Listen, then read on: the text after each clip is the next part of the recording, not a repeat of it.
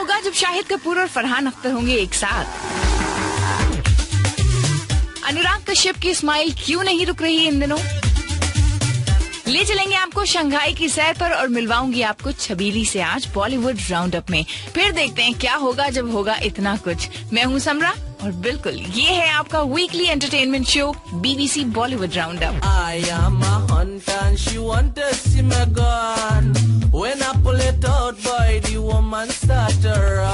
अंग्रेजी की तरफ भाग रही इस दुनिया में कुछ लोग हैं जो अभी भी अपनी जुबान से बहुत खुश हैं। होंगे क्यों नहीं, ये जैसे भी बोलते हैं उसी की बड़ी अहमियत होती है। फिल्म गैंग्स ऑफ वसेपुर के डायरेक्टर अनुराग कश्यप की बेगम और उनकी फिल्म देवडी की हीरोइन कल्कि कोचलिन अनुराग की अंग्रेजी का बड़ा मजाक उड़ाती हैं। वो इतना फनी वर्ड्स यूज करता है कभी कभी। He says swallow instead of swallow. So he says, baby, swallow your desert. I said, क्या सहारा डेजर्ट? Shut up. अब बताइए ऐसे कैसे काम चलेगा? अनुराग की फिल्में भी खूब धड़ल्ले से इंटरनेशनल फिल्म फेस्टिवल्स में जा रही हैं। अभी latest he gangs of Wasseypur can film festival में थी। तो हमने अनुराग से पूछा, सर ये काम कैसे चलता है? मैं जैसा हूँ, मैं जैसी अंग्रेजी बोलता हूँ उनको समझ में आ जाती है वहाँ के लोगों को। वहाँ मुझसे भी महान इंग्लिश बोलने वाले लोग आते हैं। आपको क्या लगता है कि जो स्पेन से आते हैं या कोलंबिया से आते हैं या खुद फ्रांस लोग बड़ी अच्छी अंग्रेजी बोलते हैं? मैं फ्रेंच लोगों से ज्यादा अच्छी अंग्रेजी बोलता हूँ, क्योंकि बस तो थोड़ी अंग्रेज की पोछड़ी है, वो लंदन से पढ़ के आई है तो बढ़िया ब्रिटिश इंग्लिश बोलती है, इसलिए मेरा मजाक उड़ाती है। चले काम चल रहा है तो ठीक है, और वैसे भी ये मियाँ बीवी के बीच की बात है, हमें क्या, जुबान में क्या रखा है। पाकिट में लंबी गन।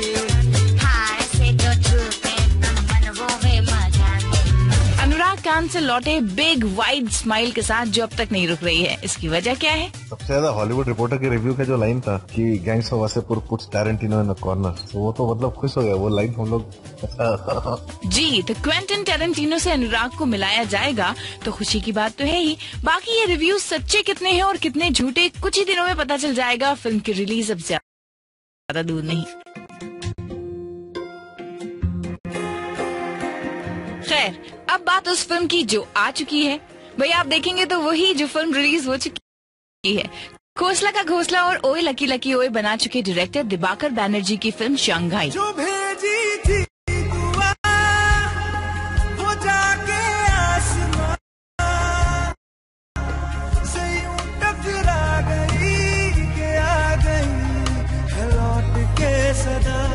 एक मिनट, सबसे पहले दिबाकर की ही जुबान में आपको समझा दूं कि इस टाइटल का मतलब क्या है। एक तरफ बात हो रही है हम ये करेंगे हम वो करेंगे, दूसरी तरफ आम आदमी को आलू खाने का नसीब नहीं हो रहा है। पेट्रोल की कीमत के चक्कर में अपने कपड़े बेचने पड़ रहे हैं। अगर मैं दाल चावल और प्याज जैसी चीजों का जिनके बिना हमारा खाना नहीं बनेगा, इन सब चीजों की कीमत मैं डिस्कस करूं तो आप सोचेंगे कि शंघाई कहाँ है।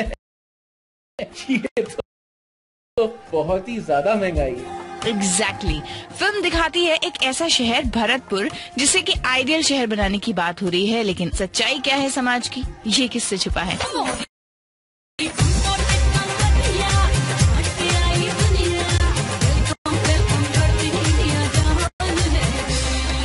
हमारी आजकल की सोसाइटी पर तंज है, लेकिन इस बार दिबाकर की गोली वैसे नहीं लगी जैसे पिछली कुछ फिल्मों में निशाने पर लगी थी। फिल्म कैसी है ये जानने के लिए मैंने थिएटर से निकलकर लोगों की बातें सुनने की कोशिश की। फिल्म से बाहर आकर लोग कह रहे थे, यार आजकल पानी का बड़ा चक्कर है, घर जा रहे हैं प्लम्बर आने वाला है, बच्चों के स्कूल में मीटिंग है, कोई भी फिल्म की बात नहीं कर रहा था। तो आप समझ सकते हैं कि कुछ खास असर था नहीं दिबाकर की इस फिल्म का लोगों पर। हाँ, मेरी राय जानना चाहें तो मैं कहूंगी कि थोड़ी ट्रिकी फिल्म है। एक्टिंग सबकी बहुत अच्छी है, इमरान हाशमी, अभय देओल, कल्कि कोचलिन, स्पेशली फारूक शेख, लेकिन कुछ बात ठीक से बनी नहीं। खासकर अगर आप फुल मसाला मूवी देखने वाली ऑडियंस में शरीक होते हैं तो ये फिल्म बिल्कुल भी आपके लिए नहीं है। बाकी ले चलती हूँ आपको भी सिनेमा हॉल्स के बाहर लोगों से मिलवाने। एक इंटेलिजेंट फिल्म है, सभी के लिए नहीं होगी, मगर जो भी देखने जाएगा वो डिसअपॉइंट होकर बाहर नहीं आएगा। ठीक ठाक है, उतनी खास नहीं है, जितनी एक्सपेक्टेशन थी उससे उतनी खरी नहीं उतर पाई एक्सपेक्टेशंस के ऊपर। शंघाई मुझे बहुत अच्छी लगी। इस साल पान सिंह तोमर के बाद मैंने दूसरी ये फिल्म बहुत अच्छी फिल्म देखी है। यार मुझे समझ में नहीं आई है, बहुत बेकार पिक्चर थी। हमको ये देखो दबंग, राउडी राठौर, ये सब पिक्चरें थोड़ा समझ आती है, ये सब दोस्तों चक्कर में चले आए, दिमाग का दही हो गया है।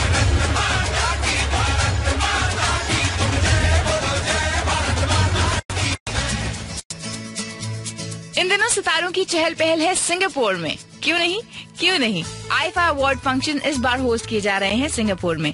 शो की शान रहेंगे फरहान और शाहिद कपूर दोनों, जो कि पूरा इवेंट मिलकर होस्ट कर रहे हैं। तो हमने शाहिद से पूछा, शाहिद प्लान क्या है? We're just going to go there and try and do our best, and I'm hosting and I'm performing and I'm promoting Teri Meri Kahani. So I'll do my best. It'll be a busy time for me and I'm really excited about it. I think Ranveer is performing, Priyanka is performing, Sonakshi is performing, I think Bipasha is also performing. Me and Farhana are going to be co-hosting the show as well, and I think so there's a lot of friends out there and we're looking at having a lot of fun. वैसे अपने शाहिद जल्दी nervous तो नहीं होते, लेकिन हाँ एक जमाना था जब वो भी हो जाते थे नर्वस। फिल्मों में एक्टिंग शुरू करने से पहले जब वो शामक दावर के डांस ट्रूप में डांस करते थे। मुझे अभी भी वो दिन नहीं भूलेगा जब शामक ने मुझे कहा था कि वो ताल के अंदर मुझे ऐश्वर्या राय के ऊपर वो दुपट्टा डालना था, और बहुत सारे सीनियर डांसर्स थे जो बड़े अपसेट थे मुझसे कि मुझे ये मौका क्यों मिल गया और उनको ये मौका क्यों नहीं मिला। But that was the most nervous moment for me जब मैंने पहली बार वो शॉट दिया था। आई वाज जस्ट स्ट्रेस्ड कि मुझे मतलब डांट तो नहीं पड़ेगी।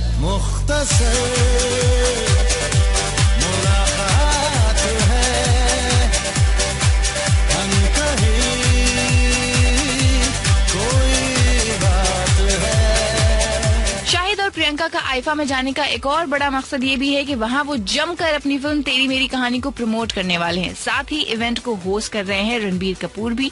वैसे सुनने में आ रहा है कि रणबीर ने ऑन स्टेज अपनी कजन करीना कपूर की मिमिक्री करके ऑलरेडी आफत घर बुला ली है। बेटे रणबीर घर पहुंचिए, फिर देखिए कि क्या होता है। एक्चुअली रणबीर ने बेबो के इसी गाने पर डांस किया जब उनसे करीना को मिमिक करने के लिए कहा गया।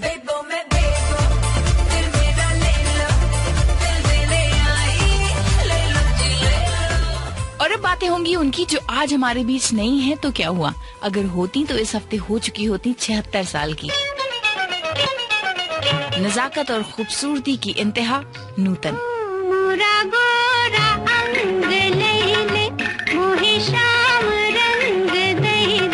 आज जब हम उनको याद ही कर रहे हैं तो क्यों ना आपको सुनवाऊं उनकी वो बातें जो नूतन ने की थी 1978 में बीबीसी के साथ लंदन स्टूडियो में। नूतन से जब पूछा गया कि उनका फिल्मों में आना हुआ कैसे, एक प्लानिंग के तहत या महज एक इत्तेफाक, तो वो बोली, ना इत्तेफाक था ना शौक था। मुझे लगता है चूँकि मेरे माता पिता दोनों ही फिल्मों में थे। मेरे डायरेक्टर थे मेरे पिताजी और मेरी माताजी उस जमाने की फिल्म स्टार थी। छोड़ दो आंचल जमाना क्या कहेगा, ओ छोड़ दो आंचल जमाना क्या कहेगा। नूतन का काम करने का तरीका औरों से बहुत जुदा था। देखिए, जहाँ तक कि मेरा काम करने का ताल्लुक है, मैंने आज तक वैसी पिक्चरें और वैसी रोल्स चूज किए हैं जो मेरे काबिल हों, यानी कि जिसको मैं निभाना चाहती हूँ। ये मैं नहीं कह सकती कि मुझे बाकी रोल्स ऑफर नहीं हुए जो बिल्कुल मामूली से जैसे थे, जिसमें यानी मेरे अलावा कोई और भी कर सकता था, लेकिन मैंने वो रोल्स चूज ही नहीं किए। मैंने इन टाइप की बिल्कुल ही शेयर एंटरटेनमेंट पिक्चरों में काम नहीं किया। चले अब खूब छेड़ो प्यार के अफसाने, कुछ मौसम है दीवाना, कुछ तुम भी हो दीवाने। एक और बात जो नूतन के बारे में अक्सर लोग नहीं जानते, नूतन एक ट्रेन्ड क्लासिकल सिंगर भी थी। 2.5 साल की उम्र से इन्होंने गाना सीखना शुरू किया। हालांकि प्रोफेशनली कभी गाने का इरादा नहीं किया, बकौल उनके उन्हें फिल्मों ने ज्यादा मसरूफ रखा। लेकिन हाँ, एक फिल्म थी छबीली जिसमें नूतन की मासूमियत भरी आवाज सुनाई दी उनके चाहने वालों को।